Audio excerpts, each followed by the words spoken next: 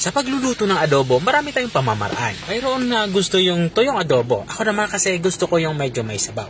Dahil sa sabaw pa lang ay masasabi mo ng ulam na. Tara, samahan mo ako, magluto tayo ng classic pork adobo. Haluan na din natin ito ng itlog. Unang gagawin natin dito ay magpapainit tayo ng mantika. At kapag uminit na ang mantika, magsimula na tayong mag-isa.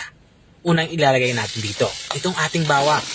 Dinikdik ko lang itong ating bawang at saka hiniwa ng maliliit. At isusunod naman natin itong ating sibuyas.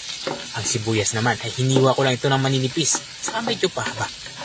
At kapag ganito na itsura niya, lumabas na yung aroma nito at nalanta na, ay ilalagay na natin itong ating karneng baboy. Bali, ang ginagamit ko dito ay kasim. Pero pwede kayong gumamit dito ng pork belly. Yun nga lang, sa pork belly naman ay medyo mataas yung presyo kumpara dito sa ating pork kasim.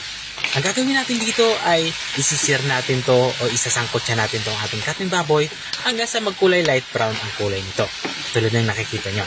Kapag ganito na itsura niya, pwede na natin itong haluan ng ating mga pampalasa. Naglagay na nga ako dito ng oyster sauce. At ilalagay ko na din itong ating black pepper powder. Tapos kung may ilagay itong dalawang sangkap na ito, ay haluin ko na ito para kumapit ito dito sa ating karneng baboy.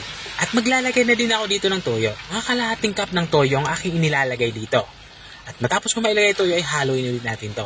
At matapos nga natin to mahalo, ay lalagyan na natin to ng ating ng laurel para sa ating aromatics. At maglalagay na din tayo dito ng tubig. Tubig naman na ilalagay nyo ay sapat para makapagpalambot nitong ating karneng baboy. Matapos kung malagyan to ng tubig, dito naman sa parte ito, ilalagyan na natin to ng suka. At kapag nalagyan nyo na to ng suka, huwag nyo na itong haluin para hindi maglasang hilaw itong ating inilagay na suka. At panghuli nating ilalagay dito itong ating pork cube. Ito na may optional. Wala kayo nito ay kahit huwag nyo nang lagyan. Tatakpan natin to at papakuluin natin to ng mga 30 to 45 minutes para siguradong malambot itong ating karneng baboy. At makalipas ng 30 minutes ay binuksan ko muna ito. Dito nga sa parte ito ay sisikulan ko na itong timplahan. Kung pasok na sa akin panlasa ang sabaw nito. At dahil nga okay na ang alat nito ay hindi ko na to dadagdagan ng toyo. Maglalagay na lang din ako dito ng asukal. Ito naman ay magsisilbing pambalansi sa lasa ng ating sabaw. At panghuli natin ilalagay itong ating boiled egg o nilagang itlog. 4 na pirasong inilagang itlog yung aking inilalagay dito. Pero kung marami kayong kakain, pwede nyong dagdagan. Matapos kung mailagay itong ating boiled egg ay tatakpan ulit natin to. Isimmer pa natin to ng mga 3 hanggang 5 minuto para makuha natin yung lapot na gusto natin sa ating sabaw. At makalipas nga ng 5 minuto ay dito nga sa parte nito ay lutong-luto na nga itong ating ulam pananghalian. Kaya kumuha ka na ng kanin at kumain na tayo. Ito na nga yung ating classic pork adobo with boiled egg.